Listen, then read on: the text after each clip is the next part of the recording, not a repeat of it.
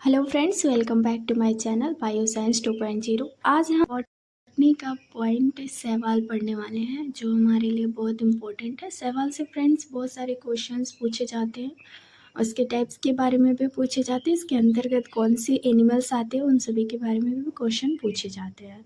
तो हमारा पहला पॉइंट है शैवाल का परिभाषा और परिचय।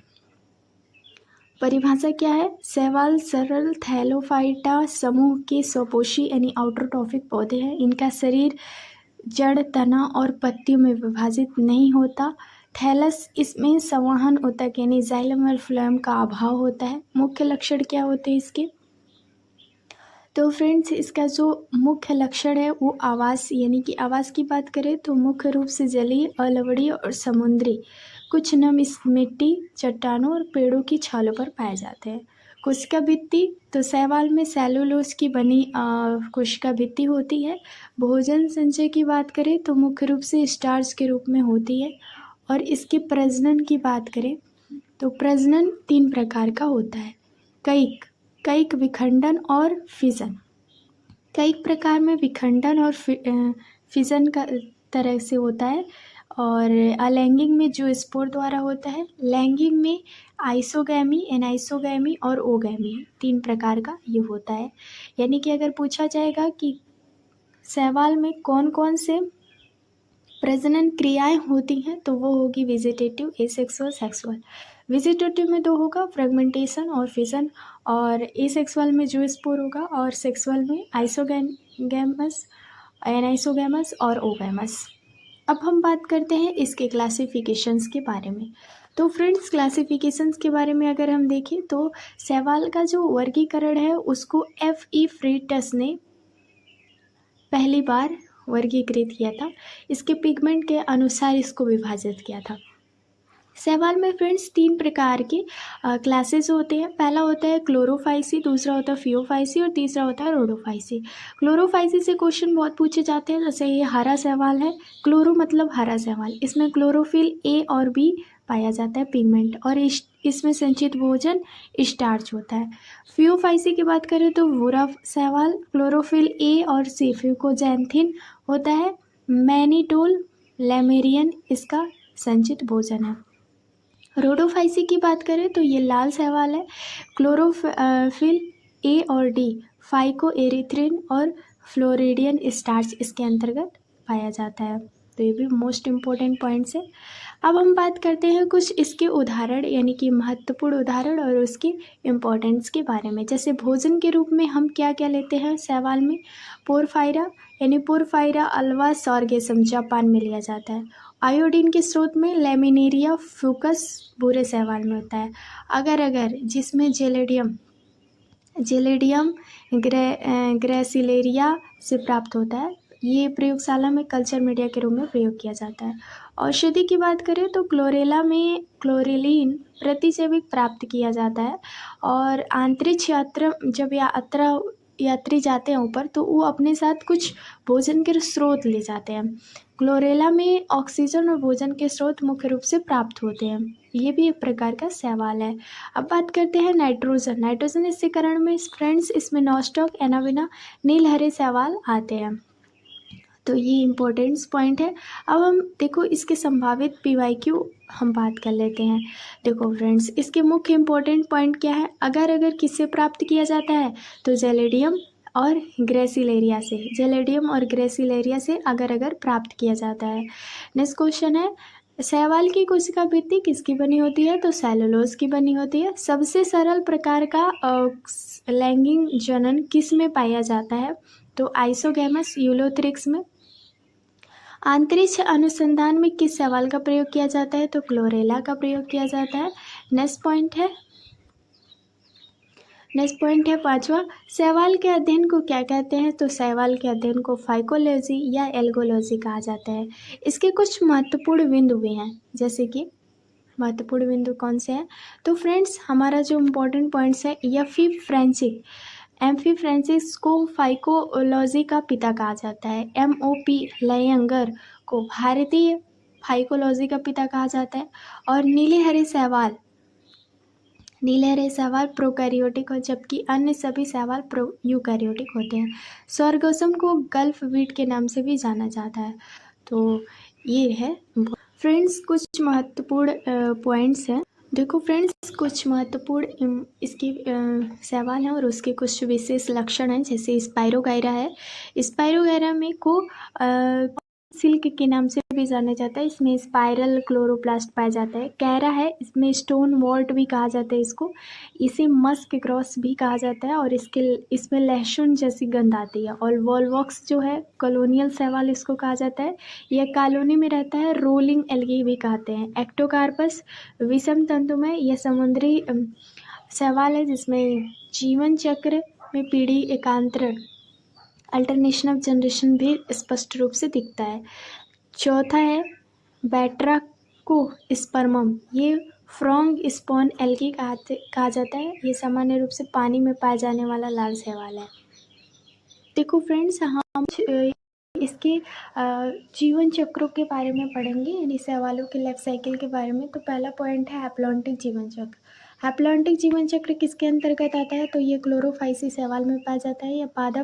यह मुख्य रूप से पादप शरीर हैप्लॉइड होता है। उदाहरण के लिए क्लैमेंडोमोनास, वॉलवॉक्स, यूलोथ्रिक्स, स्पाइरोगाइरा। इसकी प्रक्रिया की बात करें तो यह मुख्य पादप एन गुणसूत्र समसूत्र विभाजन द्वारा युग्मन यानी गैमेट्स बनाता है। इस युग्मकों के संलयन सिनगैमी में द्विगुणन डायप्लॉइड जाइगोट बनता है। जाइगोट की मात्रा डायप्लॉइड अवस्था में होती है। युग्मनज में तुरंत अर्धसूत्री विभाजन मियोसिस होता है।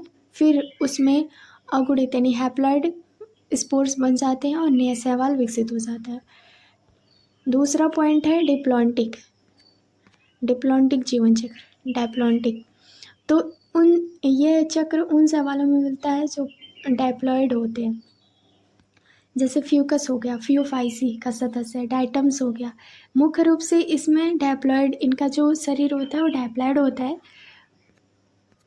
जनन की बात करें तो अर्धसूत्र विभाजन, अगुणित युग्मक गैमेट्स बनते हैं। ये युग्मक फर्टिलाइजेशन इसके तुरंत बाद द्विगुणन यानी कि टू बना लेता है। युग्मक विकसित होकर टूयन शरीर पादप शरीर बना लेता है। यहाँ युग्मक अवस्था हैप्लॉइड बहुत ही संक्षिप्त होती है। नेक्स्ट पॉइंट हमारा है फ्रेंड्स डिप्लोहैप्लॉन्टिक की बात करें तो ये सबसे जटिल प्रकार का है। इसमें अगुणित और द्विगुणित दोनों अवस्थाएं स्वतंत्र रूप से विकसित होती हैं। जैसे आइसोमार्फिक दोनों अवस्थाएं यानी हैप्लॉइड और डायप्लॉइड दो एक जैसे दिखती हैं। जैसे अल्वा हो गया, एक्टोकार्पस हो गया। हेट्रोमार्फिक जो होता है दोनों अवस्थाएं अलग अलग दिखती हैं। जैसे लेमिनेरिया में अलग अलग दिखता है। इसमें प्रक्रिया उदाहरण में एक्टोकार्पस जो होता है उसकी बात करें तो स्पैरोफाइट टूयन यानी द्विगुणित होता है। पौधों में अर्धसूत्री विभाजन द्वारा हैप्लॉइड जियोस्पोर बनता है। गैमेटोफाइट्स की बात करें हैप्लॉइड, ये बीजाणु अंकुरण होकर अगुणित एन पौधा बनाते हैं। और निषेचन गैमेटोफाइट अगुणित युग्मक पैदा करता है जो मिलकर युग्मक यानी कि जाइगोट डायप्लॉइड बनाता है। जाइगोट से फिर से स्पैरोफाइट टूयन बन जाता है। अब हम इसके कुछ इम्पोर्टेंट सारांश के बारे में बात करें तो देखो फ्रेंड्स, यहाँ पे क्लोरोफाइसी अधिकांश क्या होते हैं? हैप्लॉन्टिक होते हैं। क्लैमेंडोमोनास, स्पाइरोगाइरा। फियोफाइसी ज़्यादातर डायप्लॉइड यानी कि हैप्लोडायप्लॉन्टिक होता है। Ectocarpus laminaria.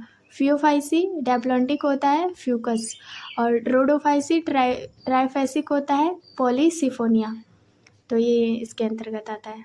देखो फ्रेंड्स, फियोसिफोनिया का ट्राइफैसिक जीवन चक्र, लाल शैवाल रोडोफाइसिक जीवन चक्र सबसे जटिल होता है। इसमें 3 अवस्थाएं होती हैं, गैमेटोफाइट, कार्पोस्पोरोफाइट और टेट्रास्पोरोफाइट। अब हम एल्गी की हर एक उस पॉइंट को डिस्कस करेंगे जो इसके अंतर्गत आता है उदाहरण में। जैसे क्लैमेंडोमोनास को हम डिटेल में देखेंगे। जैसे इसकी प्रकृति कैसी होती है, एक कोशिकीय यूनिसेलर होती है, मोटाइल होती है, हरा शैवाल होता है। नाशपाती के आकार का शरीर, 2 फ्लैजिला और कप के आकार का क्लोरोप्लास्ट, इसमें पैरेनोइड पाया जाता है। जीवन चक्र हैप्लॉन्टिक इसमें प्रतिकूल परिस्थितियों में पामेला स्टेज देखी जाती है। तो पामेला स्टेज किस में देखी जाती है? तो क्लाइमेटोमोनास के अंतर्गत देखी जाती है। दूसरा पॉइंट है ओडोगोनियम। दूसरा हमारा क्या पॉइंट है? ओडोगोनियम। इसमें विशेषता यह है कि यह फिलामेंटस और अनब्रांचेस शैवाल है, हरा शैवाल है, यानी क्लोरोफाइसी के अंतर्गत आता है। अनोखा लक्षण इसमें कैप्सेल यानी कैप्सेल पाई जाती है, लेकिन जनन ओगैमस होती है। प्रजनन इसके एंथ्रेडियम और ओगेनियम का निर्माण होता है। एंथ्रेडियम और ओगेनियम का निर्माण ओडोगोनियम के अंतर्गत होता है। कैप्सूल किस में पाई जाती है? तो ओडोगोनियम में पाया जाता है। तो ये ध्यान देना है। नेक्स्ट है, तीसरा पॉइंट है हमारा स्पायरोगायरा। स्पायरोगायरा की बात करें तो स्पायरोगायरा में आपका उपनाम क्या है? पॉन्ड सिल्क, वाटर सिल्क के नाम से जाना जाता है। और ये क्योंकि ये स्पर्श रेशमी होता है। संरचना इसमें क्लोरोप्लास्ट स्पाइरल और फीते के आकार रिबन शेप में होते हैं। जीवन चक्र कंजुगेशन विधि द्वारा लैंगिक जनन होता है, यानी कि अमीबॉइड्स गैमेट्स, यह हैप्लॉन्टिक होता है। नेक्स्ट पॉइंट हमारा एक्टोकार्पस। एक्टोकार्पस फ्रेंड्स ये होता है फ्यूफाइसी यानी बुरा शैवाल होता है। यह विषम यानी हेट्रोट्राइकस होता है, यानी इसमें प्रोस्ट्रेट जमीन पर लेटा और इरेक्ट खड़ा दोनों प्रकार के सिस्टम होते हैं। जीवन चक्र डाइहैप्लॉन्टिक आइसोमॉर्फिक, इसमें स्पोरोफाइट, डैप्लॉइड, गैमेटोफाइट, हैप्लॉइड दिखने में बिल्कुल एक जैसा होते हैं। नेक्स्ट पॉइंट है अल्वा। अल्वा की बात करें तो ये सी ल्यूटस भी कहते हैं इसको। सी ल्यूटस अल्वा को कहते हैं। इसकी ये चपटा पत्ती जैसा दिखता है। डाइहैप्लॉन्टिक जीवन चक्र होता है। आइसोमॉर्फिक, इसमें पीढ़ी एकांतर अस्पष्ट होता है। नेक्स्ट पॉइंट है लेमिनेरिया। लेमिनेरिया फ्रेंड्स ये फियोफाइसी के अंतर्गत आता है, वर्ग फियोफाइसी। और महत्व क्या है? ये आयोडीन का मुख्य स्रोत है। डेविल्स एप्रॉन भी कहा जाता है। जीवन चक्र डाइहैप्लॉन्टिक, हेट्रोमॉर्फिक और स्पोरोफाइट बड़ा और गैमेटोफाइट बहुत सूक्ष्म होता है। नेक्स्ट पॉइंट है फ्यूकस।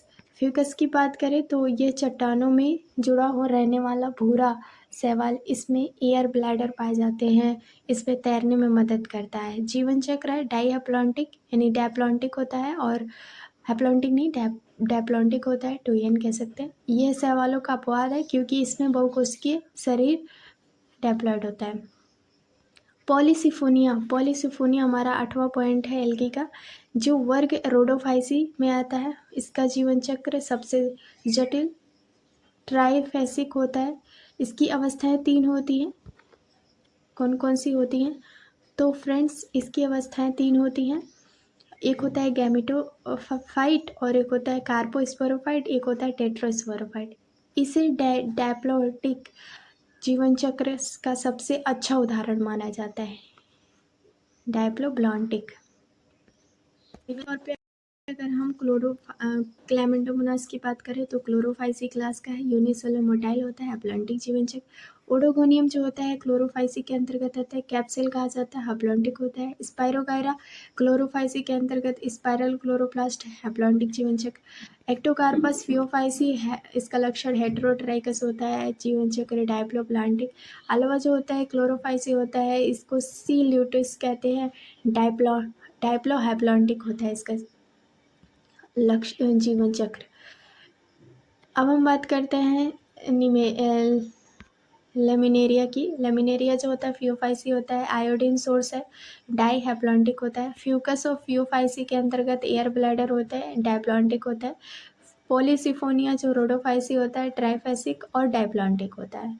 तो इम्पोर्टेंट पॉइंट्स है। तो फ्रेंड्स ये थे एल्गी के बहुत ही महत्वपूर्ण पॉइंट। ये यूपी टीजीटी पीजीटी के बहुत ही बेस्ट नोट्स है। अगर आप इसको 2-3 बार देखोगे तो आपको याद हो जाएगा, और इससे बाहर आपसे एग्जाम में कुछ भी पूछने वाला नहीं है। Thank you very much and thank you watching this videos. Like share subscribe. Thank you.